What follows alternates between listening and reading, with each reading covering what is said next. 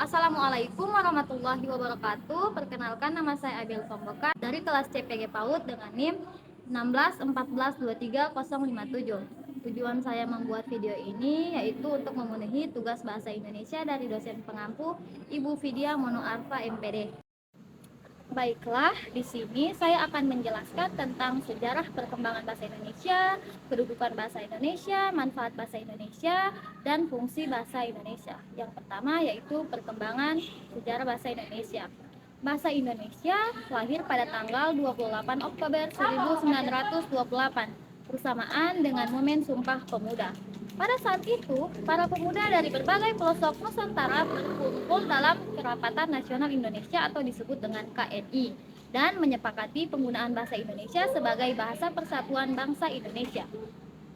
Bahasa Indonesia dinyatakan kedudukannya sebagai bahasa negara pada tanggal 18 Agustus 1945 karena pada saat itu Undang-Undang Dasar 1945 disahkan sebagai Undang-Undang Dasar Negara Republik Indonesia. Dalam Undang-Undang Dasar 1945 disebutkan bahwa bahasa negara ialah bahasa Indonesia. Putusan Kongres Bahasa Indonesia 2 tahun 1954 di Medan menyatakan bahwa Indonesia berasal dari bahasa Melayu.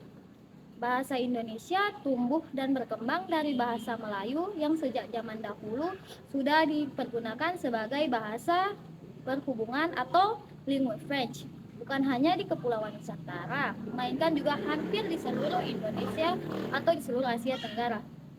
Perkembangan bahasa Melayu di wilayah Nusantara mempengaruhi dan mendorong tumbuhnya rasa persaudaraan dan persatuan bangsa Indonesia. Selanjutnya, kedudukan bahasa Indonesia. Bahasa Indonesia memiliki kedudukan yang penting dan strategis dalam memfasilitasi proses kemajuan bangsa Indonesia. Yang pertama, bahasa Indonesia sebagai bahasa nasional. Bahasa Indonesia memiliki kedudukan sebagai bahasa nasional sejak dikeluarkan Sumpah Pemuda pada tanggal 28 Oktober 1928. Yang kedua, dalam kedudukannya sebagai bahasa nasional, bahasa Indonesia berfungsi sebagai lembaga kebanggaan kebangsaan, identitas nasional, alat perhubungan antar warga, antar daerah, dan antar budaya, serta alat pemersatu suku, budaya, dan bahasa di Nusantara. Kedua yaitu bahasa Indonesia sebagai bahasa negara. Bahasa Indonesia memiliki kedudukan sebagai bahasa negara sejak diresmikannya Undang-Undang Dasar 1945 pada tanggal 18 Agustus 1945. Dalam kedudukannya sebagai bahasa negara, bahasa Indonesia berfungsi sebagai bahasa resmi kenegaraan, bahasa pengantar pendidikan, alat perhubungan tingkat nasional, alat pengembangan kebudayaan, ilmu pengetahuan, dan teknologi. Dan yang ketiga, bahasa Indonesia sebagai bahasa persatuan.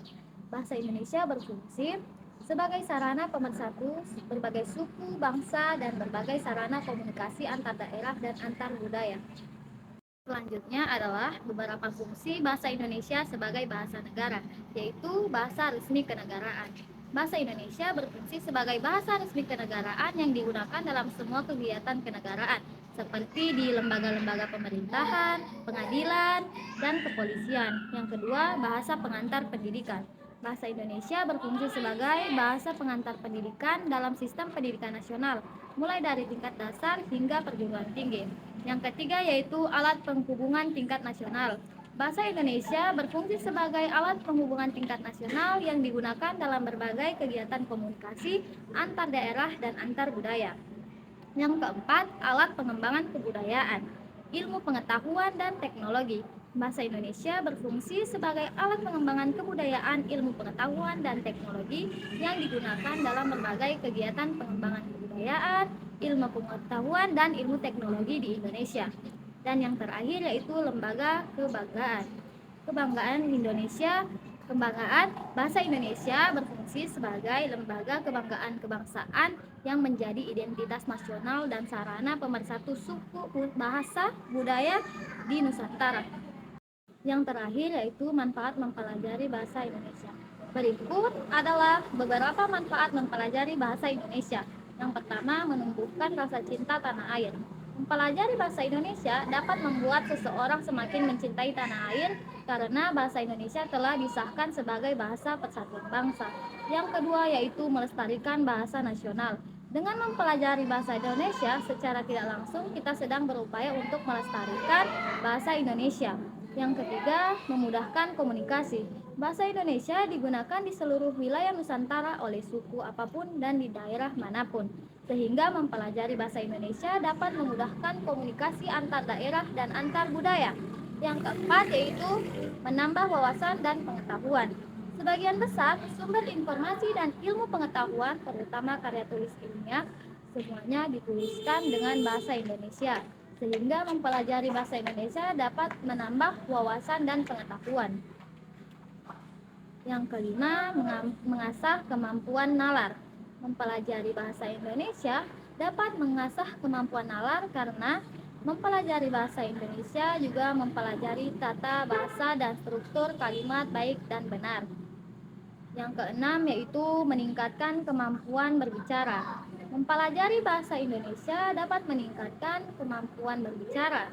Karena mempelajari bahasa Indonesia membuat generasi muda bangsa Indonesia mampu dalam